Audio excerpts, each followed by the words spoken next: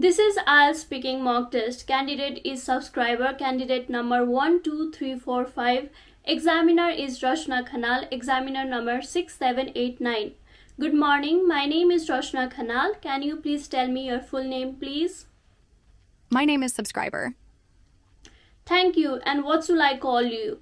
You can call me Subs. Sure. Can I see your identification, please? Sure, here it is. Thank you. Let's begin this conversation by talking about hobbies. Do you have any hobbies? Yes, I have several hobbies, but the one I'm most passionate about is playing the guitar. Music has always been a significant part of my life, and I find it extremely soothing to play traditional Nepali tunes or even modern songs on the guitar. Apart from that, I also love hiking, which is quite common in Nepal due to the beautiful mountains and trekking trails. It's a great way to stay fit and reconnect with nature. Do you have any hobbies when you were a child? Yes, one hobby that I had in my childhood was drawing. I have always loved sketching, especially nature scenes like mountains, rivers, and traditional Nepali houses. Growing up in a small town surrounded by nature gave me a lot of inspiration, and I would often spend hours sketching in my notebook.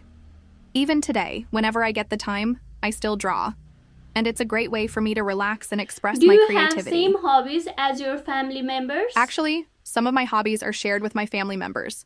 For example, my father and I both love hiking, and we frequently go trekking together in the nearby hills or mountains. It's a fantastic bonding experience. Similarly, my younger sister and I both enjoy reading, particularly books by Nepali authors. However, my mother has a different set of hobbies. She loves cooking traditional Nepali dishes, and I often join her in the kitchen to learn new recipes. Now let's talk about swimming. Do you like swimming? Yes, I do enjoy swimming. It's a very refreshing activity, and I find it both physically and mentally relaxing. It helps me de-stress and stay fit, especially after a long week at work or studies. There's something about being in the water that calms me. Is it difficult to learn how to swim? Learning to swim can be challenging, especially if someone is not comfortable in water. However, with practice and proper guidance, it becomes easier over time. I remember when I first learned to swim, it was a bit scary at first, but I gradually gained confidence through lessons from a local swimming instructor. Where do people in your country like to swim? In Nepal, people usually go swimming in natural water bodies like rivers, lakes, or reservoirs. Many people also visit private or public swimming pools in bigger cities like Kathmandu, Lalitpur, or Pokhara. However, in rural areas, swimming is often seen as a recreational activity in rivers, and some people even swim as part of their daily chores, whether it's for washing or bathing. Alright, now let's talk about advertisement. Is there any advertisement that made an impression on you when you were a child? Yes. One advertisement that really made an impression on me as a child was the Lux soap commercial featuring Bollywood actress Katrina Kaif. The ad was not only captivating due to Katrina's beauty and charm, but it also portrayed her in a glamorous, almost ethereal light, which made it stand out. I vividly remember how the ad focused on the luxurious, smooth texture of the soap and how it was portrayed as something that could make you feel special, radiant, and confident. Where do you see most of the advertisement you see in a daily basis? On a daily basis, I see advertisements primarily on public transport like buses and microbuses, where they're displayed on the sides or inside the vehicles. In cities like Kathmandu, billboards and posters are also common in busy areas like New Road. Additionally, I encounter a lot of ads online, especially on social media platforms like Facebook and Instagram, as well as on television during prime time. Do you like advertisements? To be honest, I have mixed feelings about advertisements. On the one hand, I think they play an essential role in informing people about new products, services, and opportunities. However, at times, I feel that there are too many ads, especially on television and social media. Sometimes they can be overwhelming or repetitive, and I find it difficult to focus on the content I actually want to see. But overall, if the advertisements are creative and engaging, I enjoy them. What kind of advertising do you like? I particularly enjoy advertisements that are creative and have a local touch. For example, Ads that reflect Nepali culture, traditions, or humor resonate with me more than generic international ads. I also like ads that are informative and not overly flashy. For instance, advertisements promoting social causes like hygiene awareness or environmental conservation are ones that I find particularly meaningful. Alright, that will do for part 1. Now let's move on to part 2. Here is the question. You have 1 minute time to look at the question and make notes. You may begin.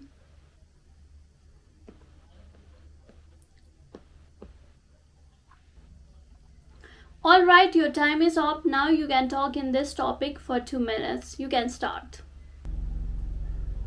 One memorable occasion when I showed something new to someone younger than me was just a few months ago when I got my new iPhone 16. I was really excited about this new phone because of its advanced features, like the improved camera, enhanced performance, and sleek design. I decided to show it to my younger brother, who is 12 years old and always curious about technology. At the time, I was visiting my parents' house in the village, and he was eagerly waiting to see my new phone. He often admires gadgets, but we don't have many tech gadgets at home, so I knew he would be fascinated by this one. I sat down with him in the living room and showed him the various features of the phone, like the camera's ability to take high-quality photos in low light, the Face ID feature, and the new apps I had downloaded. I also demonstrated how to use some of the new gestures and shortcuts, explaining everything in simple terms so he could understand. I showed him the phone because I wanted him to see how technology has evolved and to share my excitement with him. I also thought it would be a great opportunity to teach him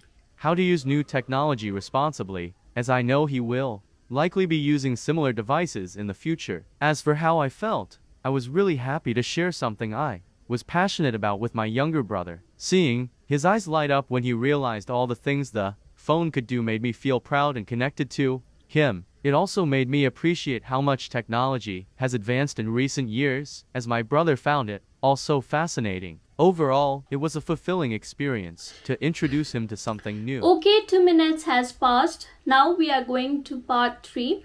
Here is the first question. What skill should children learn? Children should learn a combination of practical, cognitive, and social skills. For instance, basic problem-solving skills are crucial as they help children think critically and navigate challenges in life. Additionally, social skills like effective communication, empathy, and teamwork are essential for fostering strong relationships. Practical skills, such as learning to organize their time or manage basic self-care, are equally important for building independence. What are the difference between the things that adults learn and the things that children learn?